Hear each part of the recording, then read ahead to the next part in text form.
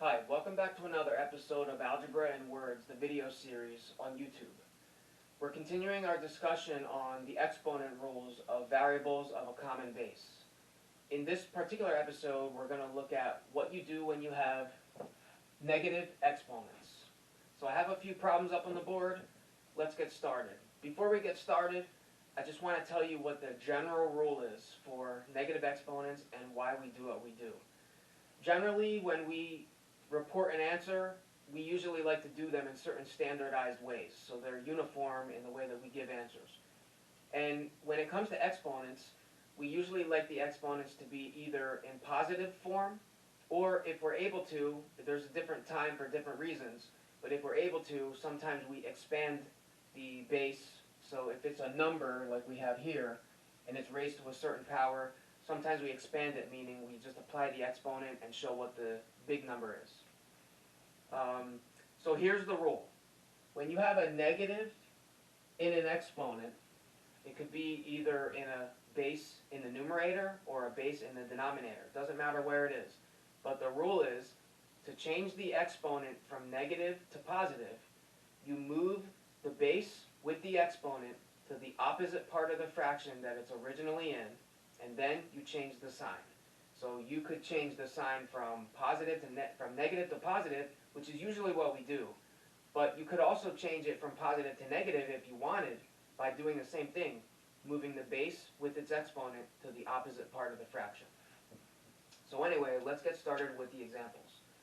The first one is a fairly straightforward one, x to the negative 3. So again, I'm going to reiterate what the rule is, which is move the base and its exponent to the opposite part of the fraction and change the sign of the exponent. This isn't a fraction, but you could think of it and should think of it as x to the negative 3 over 1. So thinking of it like that, that means we can move this to the bottom part of the fraction, so it would look like 1 over x, now positive cubed, and that's it. That's all it takes. So let's go on to the next one. Now, in the first one, we had a variable raised to a negative exponent. The next one I chose because it's a number raised to a negative exponent.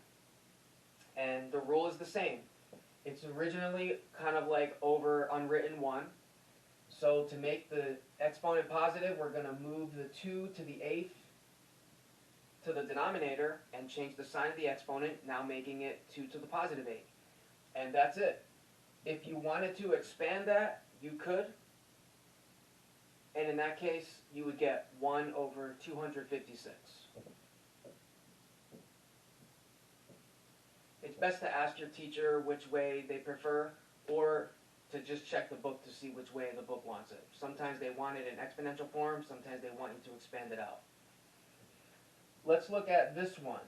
Now in this one we have 1 over x to the negative 4th. And I chose this one because now we have the base x raised to the negative exponent in the denominator. What do we do to make the exponent positive? Again, move it to the opposite part of the fraction.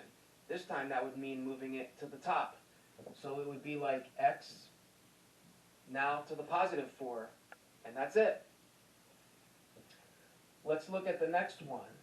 Now in the next one, which is a to the negative 2 over b to the negative 5, I chose this for two reasons. One reason is because there's now two variables in it. They're not like, so we can't do the quotient rule. But when you see the negative exponents, you could be and should be thinking to move each of those variables to the opposite part of the fraction. In a case like this where they're both negative, if you want kind of like a shortcut, think of it as flipping the fraction and changing the sign of both exponents. So the quick way to get to the answer is to now move this to the top as b to the 5th and this to the bottom as a squared.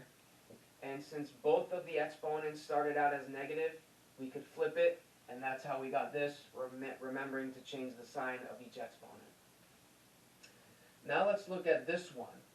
And this one, again, we have a fraction similar to the last one, except for that now we have y over x in parentheses raised to the power of negative 2.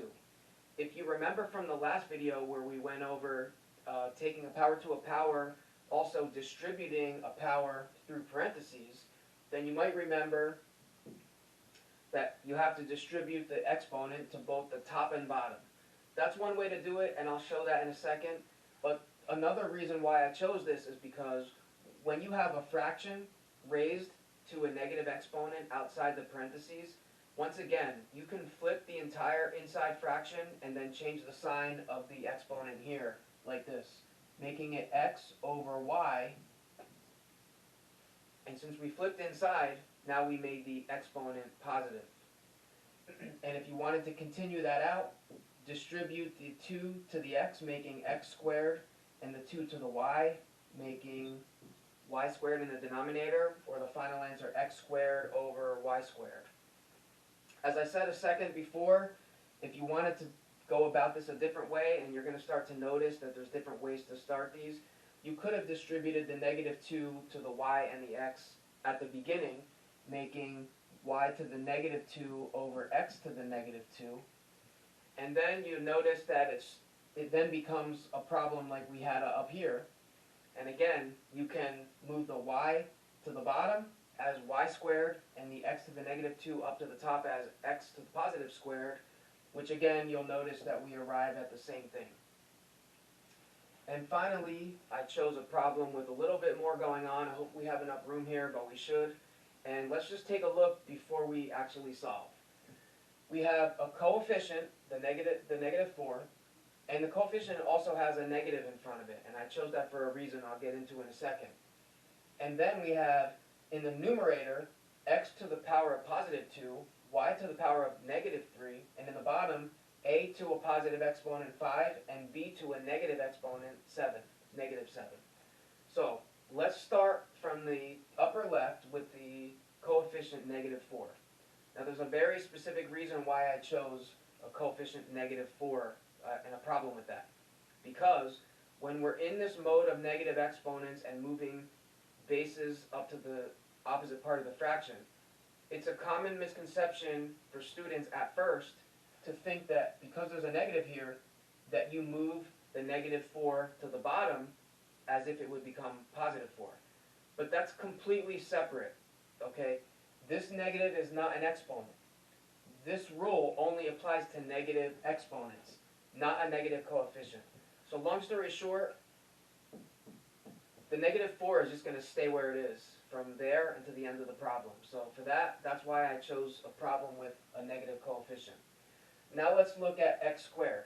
Well, again, that's a positive exponent. That stays there. Well, what about the y to the negative 3? What happens to that? Well, that's a negative exponent. If we want to make that negative 3 positive, we move the y cubed to the bottom as y to the positive 3, and that gets rid of the negative. Now, let's come down to the bottom. We have a to the 5th. That's in the denominator, and that's a positive exponent. That doesn't move, so that stays as a to the 5th in the bottom. But then we also have b to the negative 7 in the bottom, and to get rid of the negative of that exponent, we're going to move this to the top as b to the positive 7, and that gets rid of that negative exponent. So that's the answer to that problem with a few different details going on there. This video pretty much covers all the possibilities of what to do with negatives in the exponent. So anyway, I hope that you found this video helpful. If you did, please like, please share, and please also subscribe to the channel so you can be alerted when new videos come out. Also, be sure to check out extra examples on the Facebook and Instagram page. In the next video, I'm going to be looking at mixing all of the exponent rules. The product rule, the quotient rule, negative exponents, and taking a power to a power, and also distributing a power throughout a group.